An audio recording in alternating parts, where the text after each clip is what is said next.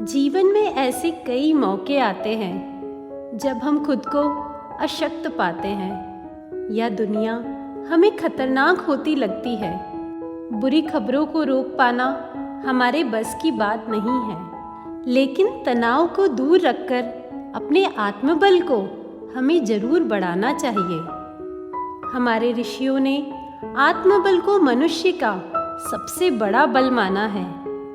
कहा जाता है कि अपने मनोबल को इतना मजबूत कर लो कि तुम्हारे पास कोई मुसीबत आने से भी डर जाए। विशेषज्ञों का मानना है कि आशावादी व्यक्ति का स्वास्थ्य निराशावादी व्यक्ति की तुलना में कई गुना अच्छा होता है।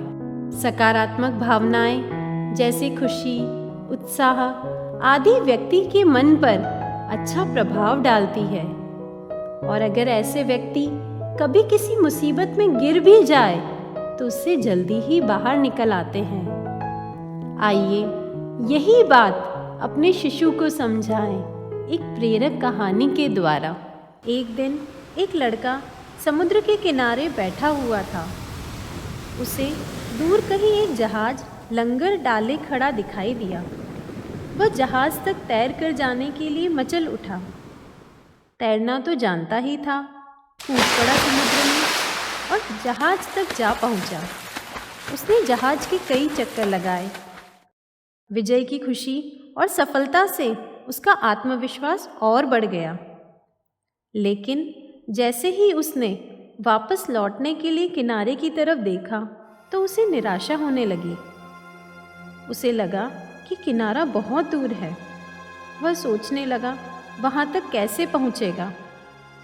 हाल में मिली सफलता के बाद अब निराशा ऐसे बढ़ रही थी कि स्वयं पर अविश्वास सा हो रहा था। जैसे जैसे उसके मन में ऐसे विचार आते रहे, उसका शरीर शिथिल होने लगा। फुर्तीला होने के बावजूद बिना डूबे ही वह डूबता सा महसूस करने लगा। लेकिन जैसे ही उसने संयत होकर अपने विचारों को निराशा से आशा की तरफ मोड़ा, क्षण भर में ही जैसे कोई चमत्कार होने लगा। उसे अपने भीतर त्वरित परिवर्तन अनुभव होने लगा। शरीर में एक नई ऊर्जा का संचार हो गया। वह तैरते हुए सोच रहा था कि किनारे तक न पहुंचने का मतलब है मर जाना, और किनारे तक पहुंचने का प्रयास है डूबकर मरने से पहले का संघर्ष।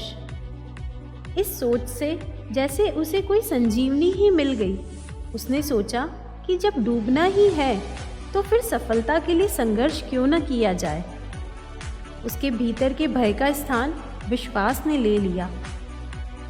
इसी संकल्प के साथ वह तैरते हुए किनारे तक पहुंचने में सफल हो गया।